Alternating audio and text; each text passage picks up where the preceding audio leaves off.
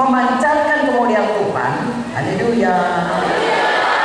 Yesus sekarang ada di sorga, kita ada di bumi, kita adalah anggota tubuhnya yang mengerjakan pekerjaan-pekerjaan yang seharusnya siang Tuhan mau kerjakan di bumi ini, tapi dia sudah di sorga, kita lah dipakainya. Makanya saudara semua, mari melayani Tuhan sungguh-sungguh.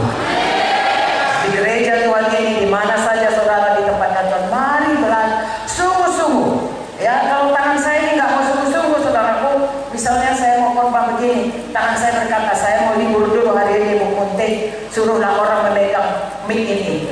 Saya nggak mau. Lalu tangan saya lumpuh di sini. Saudara semuanya dari tempat duduk aku berkatakan, dalam nama Yesus, lumpuh tangan ibu itu, bergeraklah.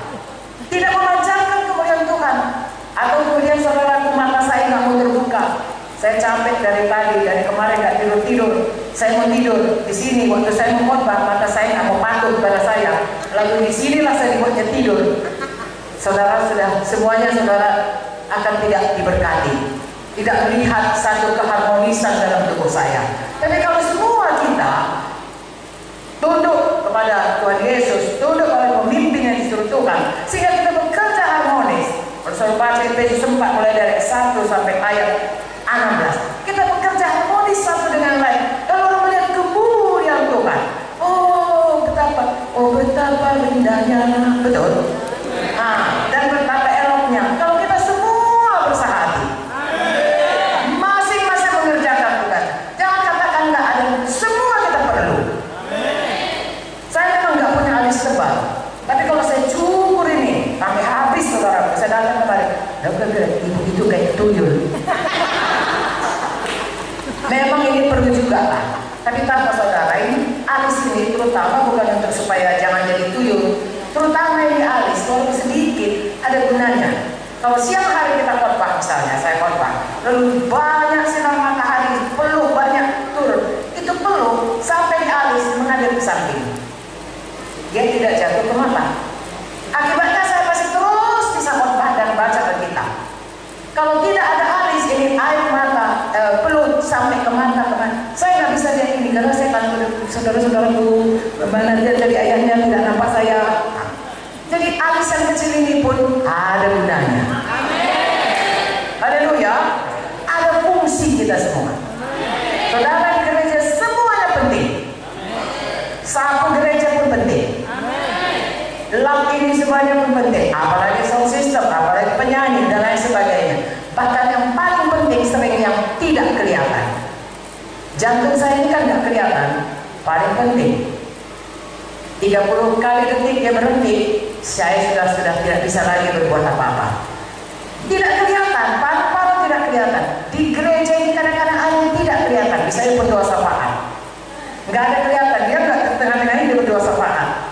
Ya, di mana-mana dia. Tapi doa sapanya kayak mesin generator yang menghidupkan terus kuasa Roh Kudus bekerja dalam sidang Tuhan.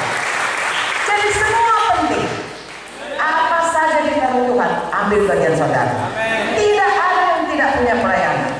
Nah, seluruh tubuh ini ada gunanya. Haleluya. Kuku pun ada gunanya. Ini kuku saya ini selalu nggak ada catnya, ada yang dicantikinya bagus. Tapi tahukah saudara, kuku ini melindungi kita. Kami kalau belajar dulu jadi dokter itu harus jadi perawat, bagaimana membuat tempat tidur pasien. Kalau mau menaruhkannya harus sak kuku di atas. Kalau bikin sak kuku ini koyak, jari ini luka.